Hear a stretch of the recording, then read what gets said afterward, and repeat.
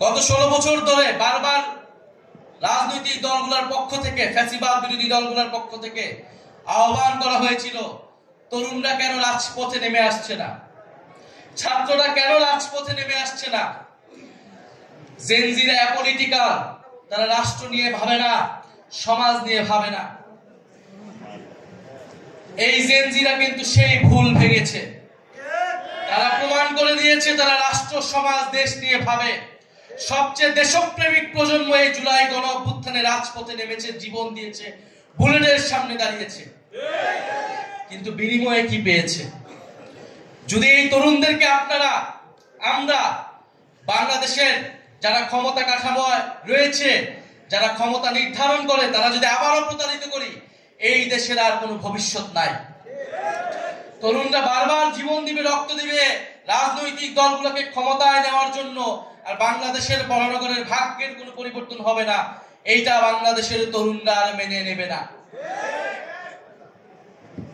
বাংলাদেশের তরুণরা একটা অমর্যাদাকর জীবন যাপন করে, একটা হীনমন্যতা নিয়ে তাদেরকে জীবন যাপন করতে হয়, একটা হতাশা নিয়ে তাদেরকে বেঁচে থাকতে হয় পরিবারে, সমাজে, রাষ্ট্রে। সে জানে এই রাষ্ট্র তাকে সক্ষম হিসেবে, দক্ষ হিসেবে গড়ে তুলে নাই। সেটা এই দেশের শিক্ষা ব্যবস্থার দিকে তাকালেই বোঝা যায়। সে জানে সে যদিও কোনো না কোনো ভাবে পড়াশোনা করে বিশ্ববিদ্যালয়ে যেতে পারে, বিশ্ববিদ্যালয় থেকে বের হয়ে তার কোনো কর্মসংস্থান নাই। এবং সে যদি রাজনীতিতে যোগ দেয়, তাহলে চাঁদাবাজি, সন্ত্রাস, টেন্ডারবাজি করে তাকে রাজনীতিতে করতে হবে, এবং রাজনৈতিক দলগুলোর লাঠিয়াল হিসেবে তাকে সবসময় রাজনীতি করে যেতে হয়।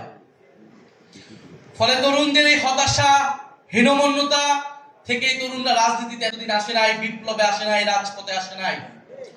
জুলাই গণ অভ্যুত্থানে তারা এসেছে, সাড়া দিয়েছে বিবেকের তাড়নায়, স্বপ্ন দেখেছিল।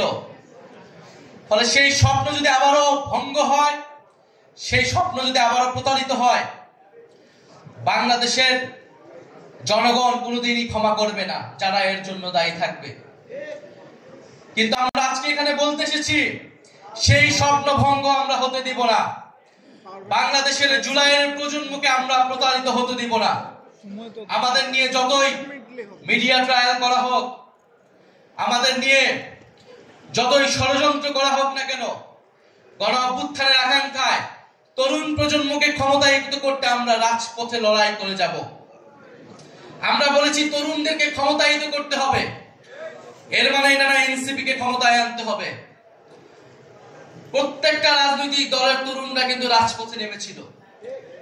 ছাত্র সংগঠন, যুব সংগঠনরাই লড়াই করেছিল, ভ্যানগার্ড হিসেবে থেকেছিল। রাজনৈতিক দলগুলো তার কতটুকু মূল্যায়ন করেছে?